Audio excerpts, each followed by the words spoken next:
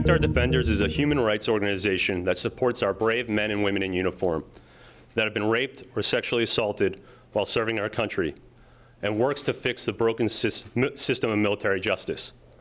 We partner with attorney Susan Burke in filing lawsuits against military academies and the Department of Defense for retaliating against victims for reporting their rapes. Miranda Peterson from Susan Burke's office is with us today. In a minute, you're going to hear from military sexual assault survivors, Paula, Jennifer, Brian, Jessica, and Jenny.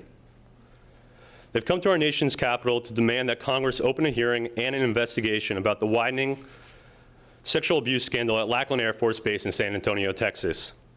Some were trained at Lackland. Their stories are heartbreaking, but their love for the military and their resolve to fix a system that failed them is inspiring. More than 10,000 citizens have joined them and signed an online petition started by tailhook whistleblower Paula Coughlin on causes.com and protectourdefenders.com, asking the chairman of the House Armed Services Committee, Representative Buck McKeon, to open a hearing and investigation about Lackland immediately. They will deliver the petitions to Representative McKeon after the event.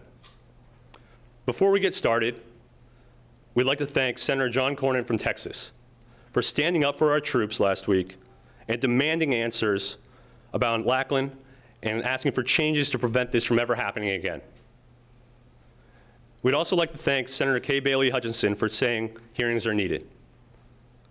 Meanwhile, the situation, as you all know, at Lackland continues to get worse. At least now, there are now 38 female trainees at the Air Force's sole recruiting center that say they were raped or sexually assaulted by their instructors. And the Air Force has admitted before Congress that they don't know how to fix it. The officer who would be the Air Force's new chief of staff recently told Congress what we've been doing to address the epidemic of sexual assault in the military is not working. But Representative McKeon is yet to call for a hearing and an investigation about the criminal scandal at Lackland. Instead, today, he's holding a closed-door briefing with the Air Force Secretary.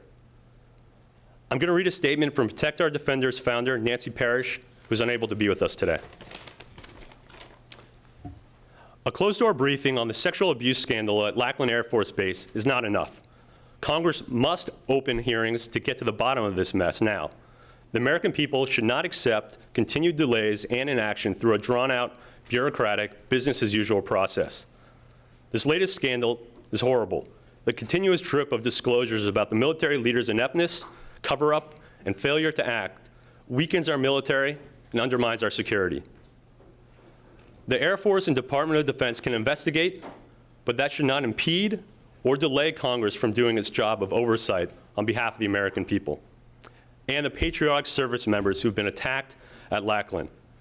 The military has repeatedly failed to do its job and is now trying to hide behind closed doors.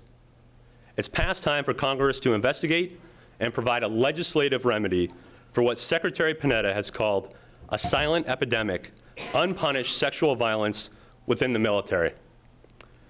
Early indications are that the investigation by the Air Force within its basic and technical training centers will be woefully inadequate.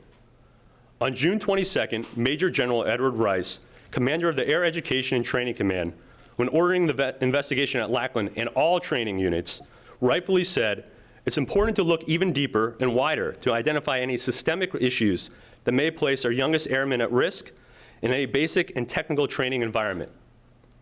Then, just a month later, General Rice changed his mind when on July 17th, without the benefit of a completed investigation, he said, it's not an issue of an endemic problem throughout basic military training. It's more localized, and we're doing a very intensive investigation at that squadron. It's time for real answers and real solutions. Service members and their families, as well as the American people, deserve better.